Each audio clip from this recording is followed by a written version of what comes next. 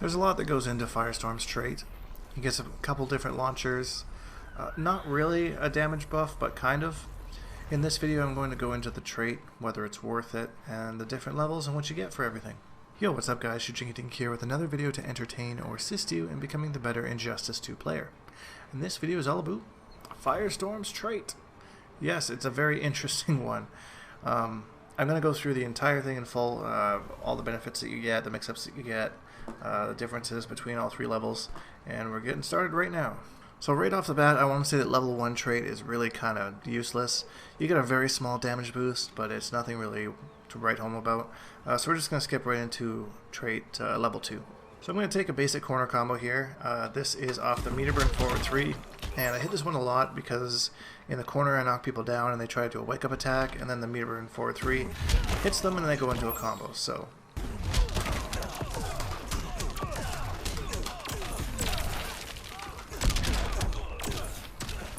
we get basically 547 damage for that one.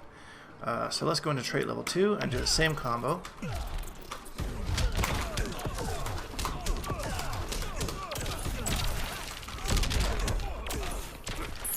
So you can see for the exact same combo we get 601 damage, and leads into a standing reset, which is pretty insane if you think about it.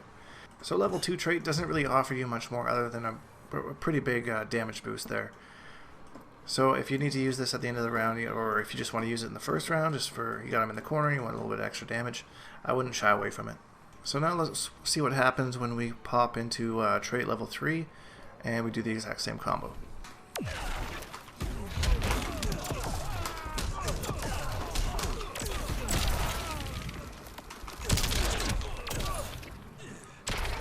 So you'll see that the trait level 3 does less damage than even your regular combo without trait on.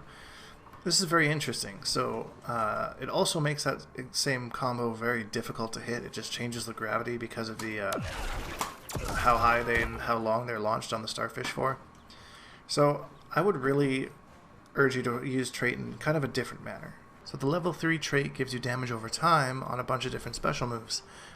They all require meter though, except for one, which is this little headbutt. And that move will net you 169 damage. The Molten Trap gets you the least at 164 damage. And then you also get the Enhanced Starfish, which gets you 203 damage.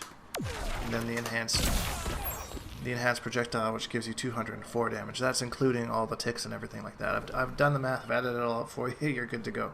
Now the interesting thing about this is if you look at the EX Projectile, you'll notice that one tick of damage is scaled at 8.85, but then you get 3 unscaled ones at 17.7. The ticked one is added to the combo, but the other ones aren't.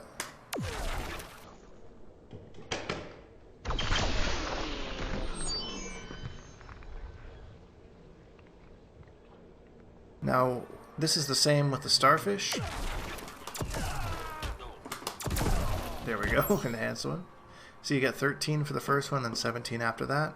The only exception to this is the Molten Trap. When you do the enhanced Molten Trap, you can see every tick is scaled at 11.78. That's interesting to know.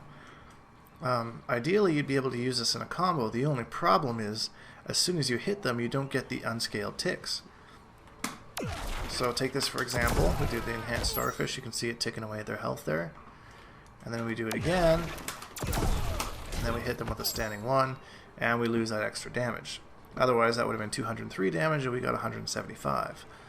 Now the same goes for the Molten Trap, so if we do this, you can see at the end on our counter off to the side you get 164 damage. But if we hit them right away, you only get 146. So I'm really curious about this. The Molten Trap kind of makes sense because it's in a combo, but the rest I'm wondering if you're supposed to use them as combo enders, and that's the whole reason that they have that.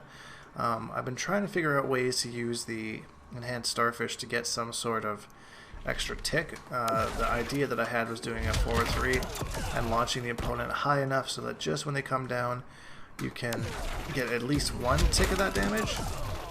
But I haven't really been able to find anything solid off of it quite yet. So this being the case, even though pretty much every other damage over time move gives you the tick damage, you might as well just use the headbutt to finish your combos and get that extra damage without spending any meter. So that brings us into the combos. What combos are best if he gets kind of a damage nerf as opposed to his regular combos? So this is when we look at his different starters. So he's got a back 2, and you can do that. You do back 1-2, which is also a launcher, and then you got your 1-1-3. The issue with this is both the back 1-2 and the 1-1-3 both have gaps in them. The 1-1-3 before the last hit, right there, and then the back 1-2 between the two hits. Is a bit of a tight link, but if your opponent's on point, they know the matchup, they're ready for it, then you're kind of toast.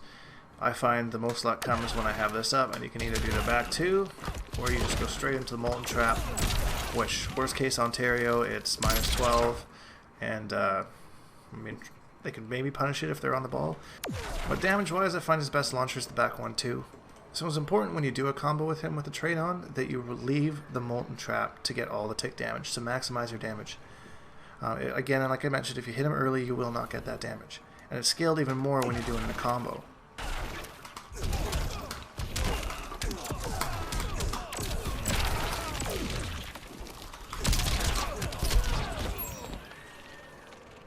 So there you go, you saw the tick damage over time was scaled from before when I was just showing it off as a regular move. So you really want to make sure that you leave it and you know exactly how many ticks that you have so that you don't interrupt that damage and cost yourself extra damage. And then like I mentioned, you can headbutt because that's a meterless option, and it doesn't really matter what move you end it with, you're still going to get that unscaled tick at the end, and it's all going to be the same throughout the 17.71. So I find it's probably strategically best to end in the headbutt so that you get the most damage afterwards.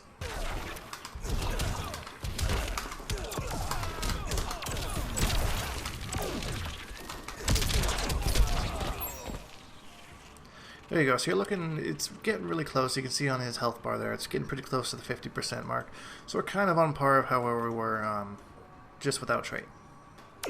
For the record, I find that the back 1-2 does get the most damage off of combos.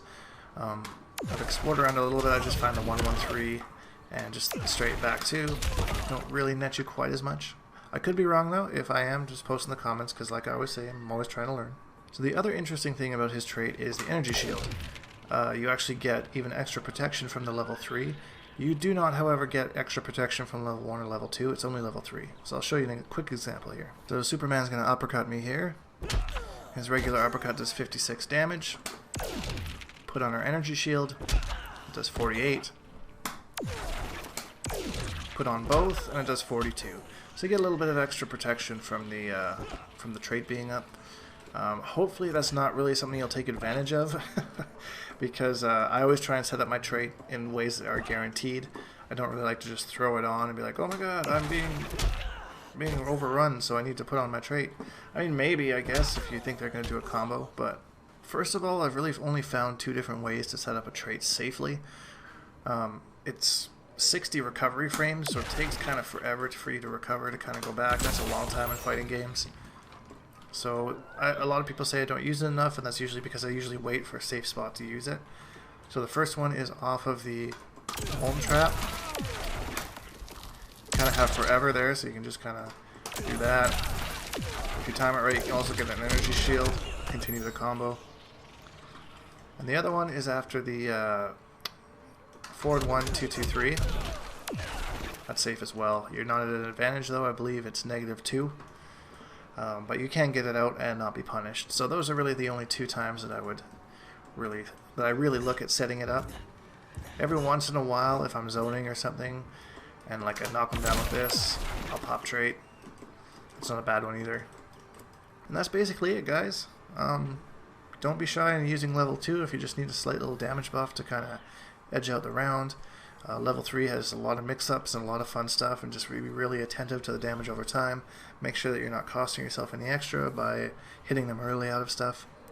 And yeah, what are your thoughts on the trait? Do you think it's as big as people think it is? I think personally, in my opinion, it's a little bit underwhelming. It's still useful, of course. It still makes it better as a player, but just the way that it was hyped up before the game came out and the way that I think people in tournaments and stuff hype it up, I think it's just a little bit, it's not quite as good as people think it is. But that's just my opinion. Blow me up for it, whatever.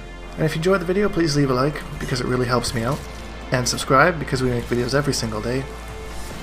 Hashtag Bonehawks and all that stuff, and we'll see all you guys in the next video.